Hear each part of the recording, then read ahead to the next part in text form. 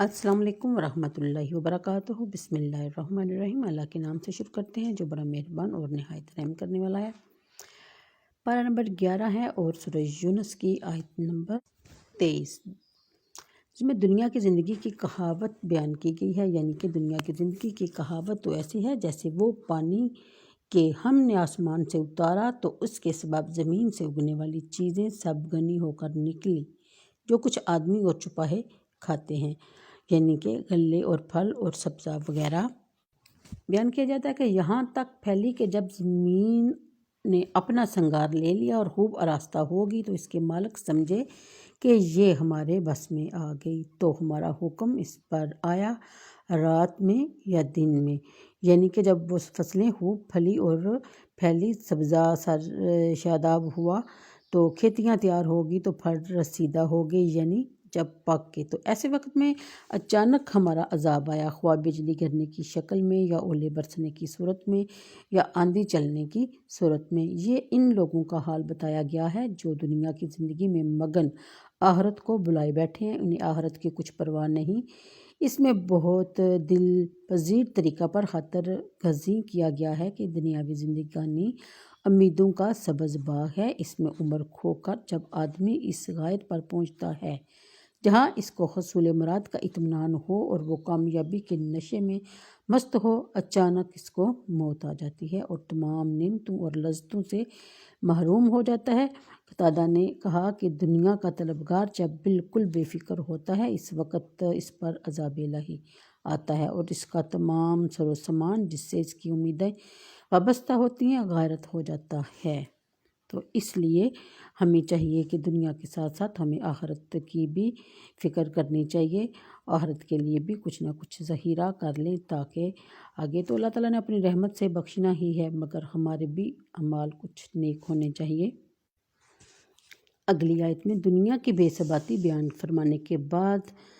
دار باقی کی طرف دعوت دی گئی۔ قتادہ نے کہا کہ دارالسلام جنت ہے، یہ اللہ کا کمال اور رحمت و کرم ہے کہ اپنے بندوں کو جنت کی دعوت دی ہے۔ بخاری شریف میں ہے کہ نبی کریم صلی اللہ علیہ وسلم کی خدمت میں فرشتے حاضر ہوئے، آپ خواب میں تھے، ان میں سے بعض نے کہا کہ آپ خواب میں ہیں اور بعضوں نے کہا کہ آنکھیں خواب میں ہیں، دل بیدار ہے۔ بعض کہنے لگے کہ ان کی کوئی مثال بیان کرو، تو انہوں نے کہا کہ جس طرح کسی شخص نے ایک مکان بنایا اور اس میں طرح طرح کی نعمتیں مہیا کی اور ایک بلانے والے کو بھیجا کہ لوگوں کو بلائے، جس نے اسے بلانے والے کی اطاعت کی اس مکان میں داخل ہوا اور ان نعمتوں کو کھایا پیا، جس نے بلانے والے کی اطاعت نہ کی وہ نہ مکان میں داخل ہو سکا نہ کچھ کھا سکا۔ پھر وہ کہنے لگے کہ اس مثال کی تطبیق کرو کہ وہ سمجھ میں آئے۔ تطبیق یہ ہے کہ مکان جنت ہے، دائی محمد صلی اللہ علیہ وسلم یعنی کہ بلانے والے، جس نے ان کی اطاعت کی اس نے اللہ کی اطاعت کی، جس نے ان کی نافرمانی کی اس نے اللہ کی نافرمانی کی، یعنی کہ ہمیں حدیث اور قرآن و سنت اور حدیث نبوی کی صورت میں ہمیں رستہ دکھایا گیا، ہمیں اس کی طرف بلایا گیا ہے، اگر پھر بھی ہم اس طرف نہیں جاتے تو یہ ہماری کم عقلی اور بدبختی ہے۔ آگے بیان فرمایا جاتا ہے کہ بلائی والوں سے اللہ کے فرمانبردار بندے مومن مراد ہیں، اور یہ جو فرمایا کہ ان کے لیے بلائی ہے، اس بلائی سے جنت مراد ہے اور زیارت اس پر دیدار الہی ہے۔ مسلم شریف کی حدیث میں ہے کہ جنتیوں کی جنت میں داخل ہونے کے بعد اللہ تعالیٰ فرمائے گا کیا تم چاہتے ہو کہ تم پر اور زیادہ عنایت کروں؟ وہ عرض کریں گے یا رب کیا تو نے ہمارے چہرے سفید نہیں کیے، کیا تو نے ہمیں جنت میں داخل نہیں فرمایا، کیا تو نے ہمیں دوزخ سے نجات نہیں دی؟ حضور صلی اللہ علیہ وسلم نے فرمایا پھر وہ پردہ اٹھا دیا جائے گا تو دیدار الہی انہیں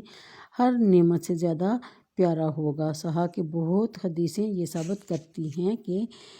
زیادہ سے آیت میں دیدار الہی مراد ہے۔ تو سوچیں ذرا، جب ہمیں دوسری جنت میں دوسری نعمتوں کے ساتھ ساتھ دیدار الہی بھی نصیب ہوگا تو ہماری خوشی کے کیا ٹھکانے ہوں گے۔ تو اس لیے ہمیں چاہیے کہ ہم قرآن و سنت کے مطابق اپنی زندگی کو گزارنے کا اصول اپنا لیں۔ تو آج کے لیے اتنا ہی، مجھے دیجیے اجازت، دعاؤں میں یاد رکھیے۔ اللہ حافظ۔